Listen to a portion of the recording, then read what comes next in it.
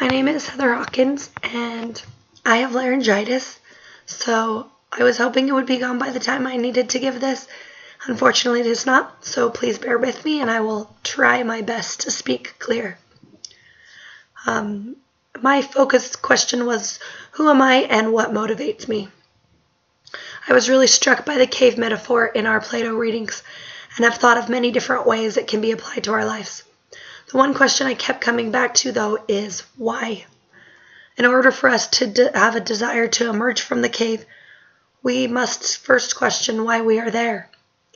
This led me to focus this week on a lot of why questions. So the question I chose to dig deeper into is, how can I encourage and teach my students to ask questions? I started thinking in this direction by evaluating my testimony of the church and how it can be compared to the knowledge that we gain of the world. When we are younger, we borrow our light from others around us. Our testimony is being built on our parents' testimony or those others around us that have strong testimonies. This is the same with our knowledge. We believe what our parents have to say when they tell us. But I really started to gain my testimony when I started to question the things that I believed. I wanted to understand why I believed them. I gained a really deep understanding of my testimony instead of just a surface knowledge by asking questions. This is what I want for my students. I want them to have a deep understanding of topics. I don't want them to simply know something because I have taught it to them. I want them to understand it because they have asked why. When we are preschool age, we ask about 100 questions a day, according to a Newsweek article. And by middle school, this is almost completely subsided. And as adults, we rarely ask why. This bothered me. I really want to understand why as adults. And as our students, we stop asking why. Our wonderful teacher gave me a great website to understand this very concept. It was theinspiredclassroom.com. This website points out that children are rewarded for answering a question right, and they are not rewarded for asking a good question. So this is my goal as a teacher, is to learn how to get my students to ask good questions and then be rewarded for doing so. There are several ways I can increase questioning in my classroom.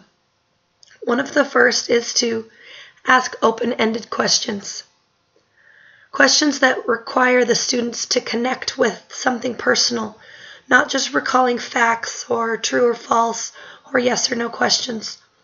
Asking open-ended questions spark discussions, and discussions usually spark more questions. Pause after you ask a question, and don't call on the first person that raises their hand. This will give students time to really think about the subject, and if they think hard about a subject, it will usually encourage more questions.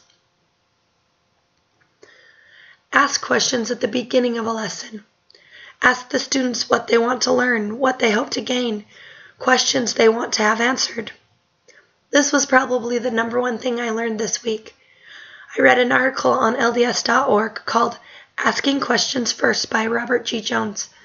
And he said this: what has become clear is that if we as parents or teachers will ask a question about the scripture verses or other material we are teaching before we have them read it, our family or class members will be more likely to give appropriate answers, and more interesting discussions will result. This is because they know what to look for as they read.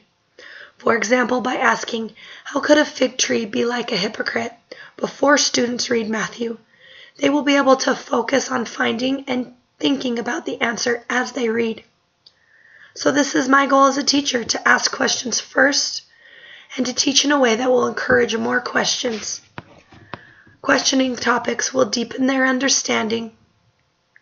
Questioning topics will deepen their learning, and they will understand instead of simply just know.